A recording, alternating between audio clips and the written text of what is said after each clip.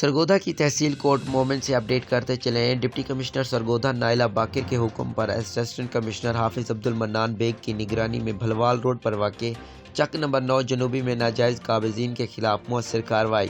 کروڑوں روپے مالیت کی سرکاری اراضی واگزار کروا لی گئی۔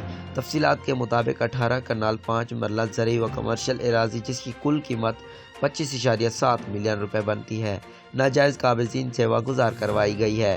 اس موقع پر اسسٹنٹ کمشنر حافظ عبدالمنان بیگ کا کہنا تھا کہ انکروچمنٹ مہم روزانہ کی بنیاد پر جاری ہے اور یہ مہم پورے پنجاب میں قبضہ مافیا کے خلاف جاری مہم کا حصہ ہے۔